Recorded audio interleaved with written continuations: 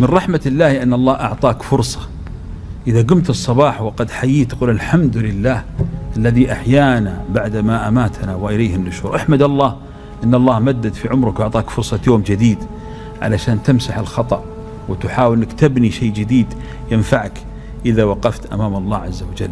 وأنا أحذر نفسي وأحذرك معي من محبطات الأعمال.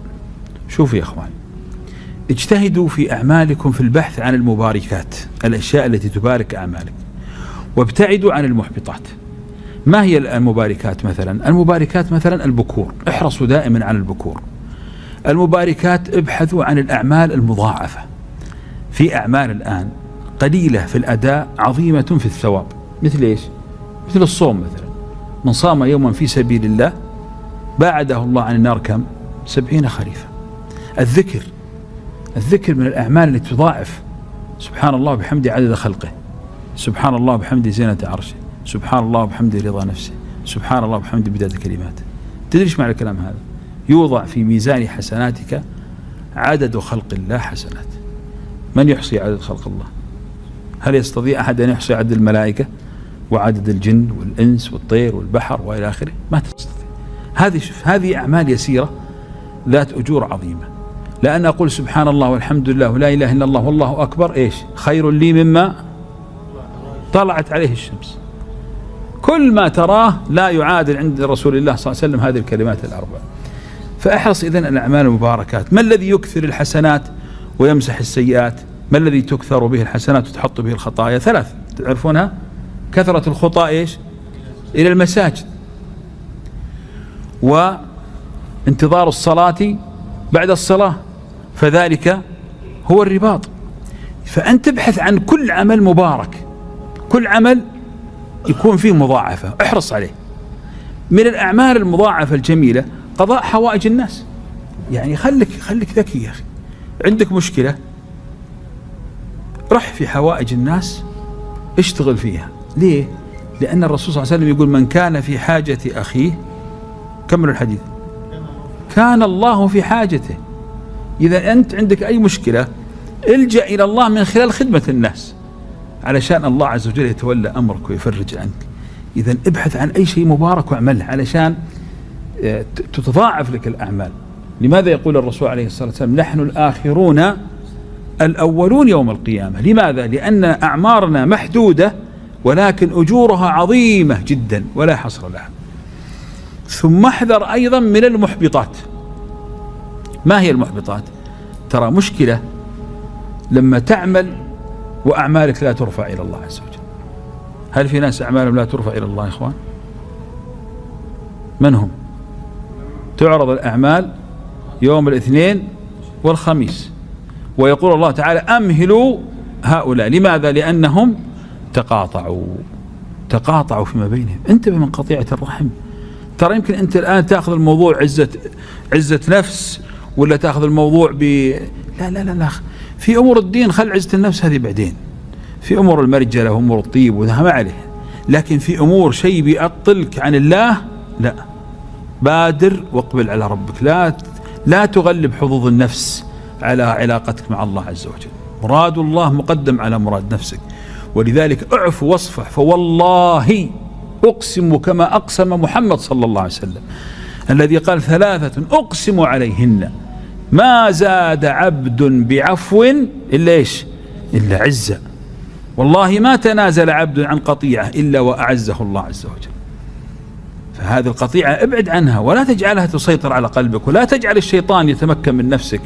اعفوا واصفحوا، ألا تحبون أن يغفر الله لكم؟ أيضا من محبطات الأعمال مثلا الحسد يا أحبابي، يأكل الحسنات كما تأكل النار الحطب كما قال عليه الصلاة والسلام. ليش؟ إيش مشكلة الحسد؟ مشكلة الحسد أنه من الذنوب التراكمية. في ذنوب تراكمية. كيف يعني تراكمية؟ يعني مثلا الآن واحد مثلا شاف له مثلا منظر محرم، هذا خلاص هذا بس نظرت وذنب واحد. الحسد لا، مو مثل كذا. الحاسد يكذب، الحاسد يقاطع، الحاسد يقع في النميمة، الحاسد يقع في البهتان، الحاسد يأكل يمكن أحيانا أموال الناس، الحاسد يظلم. شوف كم ذنب ترتب على الحسد. عشان كذا ابعد عن هذه الذنوب اللي تحبط أعمالك، تحرق حسناتك. تلقاك شغال في الليل وقيام ليل وصيام نهار وحسناتك تحترق. أيضا ابعد عن حقوق الناس، ترى هذه من أكبر المصائب. الذنوب يا أحبابي نوعين، نوع بينك وبين الله ذنوبك الخاصة، ونوع بينك وبين الناس. الذي بين الله الأصل فيه الرحمة، وربك رحيم. توبة صادقة تمسح كل ما بناه الشيطان. يعني الشيطان يشتغل عليك 70 سنة ثم تتوب توبة صادقة وتأتي إلى ربك وقد أصلحت صلاتك وحافظت على توحيدك، يقابلك الله بقرابها مغفرة. ربك رحيم. الله ما يبي يعذب العباد يا أخوان، الله يريد أن يرحم العباد، لكن المشكلة في حقوق الناس، هذه المشكلة. ولذلك لعلي أختم كلامي بمثال. الآن يا أحبابي لو أنك مثلا عسكري وجلست في العسكري لك 30 سنة وأنت تخدم، وبعدين بعد ما انتهيت من الخدمة تعبت لك 30 سنة وأنت في شقة ومن قبل الفجر وأنت صاحي وتدريبات وسهر وليل وعيالك ما يشوفونك أحيانا الأسبوع لأنك مرابط وإلى آخره، يوم خلصت صرفوا لك بدل نهاية الخدمة، أعطوك مثلا لك 30,000 40,000 وقل هذه نهاية الخدمة. ربعك وأخوياك سووا لك ذيك العزيمة، يا مرحبا فلان الله يوفقك ويسعد قلبك ويستر عليك. أخذت معك الخدمة الحين معك 40,000 هذه، وقلتم والله أني أحبكم يا أخوي. يعني تحركت النخوة في قلبك والكرم جاءك ما شاء الله، ما أدري من ينصب عليك. خذ يا فلان هذه لك 2,000 وأنت لك 3 وأنت لك 5 وأنت لك 10، ما شاء الله ما خلصت العزيمة إلا أنت موزع هالقريشات على الناس. هذا سفيه ولا عاقل يا أخوان؟ جاوبوني، سفيه ولا عاقل؟ هذا سفيه. عيالك اللي لهم 30 سنة ينتظرونك تشتري لهم بيت ولا تصلح أحوالهم في هالخدمة هذه بدل الخدمة، تقوم بس توزعها في لحظة. أسألكم بالله أيهم أشد سفاهة، الذي يوزع فلوسه في الدنيا ولا اللي يوزع حسناته يوم القيامة؟ صح ولا لا يا جماعة؟ كم من الناس سوف يأتي يوم القيامة معه حسنات كجبال تهامة، لكن يأتي وحلقه مليان، سفك دم هذا، أكل مال هذا. ترى شوف يا أخواني حديث المفلس ركزوا فيه، ترى ما ذكر ولا ذنب بينك وبين الله. من المفلس؟ قال الذي يأتي يوم القيامة بحسنات كجبال تهامة، ولكن يأتي، هل قال زنا؟ ما قال زنا.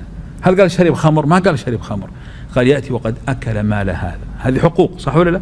وسفك دم هذا، هذه حقوق. وظلم هذا، هذه حقوق.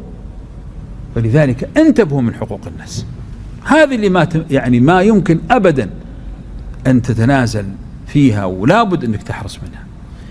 فأقول إخواني نحن سعاه في هذه الأرض، فلنحسن السعي ولنحسن الاتجاه، ونحاول أن يكون يومنا خير من أمسنا. وأبشروا بالخير، فإن من كرم الله عز وجل لعباده أن الله تبارك وتعالى جعل علينا ملائكة يتعاقبون بالليل والنهار يكتبون أعمالنا الطيبة والسيئة، والطيبة تضاعف، والسيئة مجرد ما أن تتوب إلى الله يخلصك الله منها، بل ويبدلها إلى حسنات، لأن الله تعالى يحب أن يرحم العباد. والله يريد أن يتوب عليكم، ويريد الذين يتبعون الشهوات أن تميلوا ميلا عظيما، يريد الله أن يخفف عنكم، وخلق الإنسان ضعيفا. أسأل الله تعالى أن يحرم وجوهنا على النار، وأن يجعلنا من التوابين المتطهرين، وأن يعيننا على طاعته ومرضاته. وصلى الله وسلم وبارك على نبينا وسلم وبارك على نبينا وسلم وبارك على نبينا وسلم وبارك على نبينا.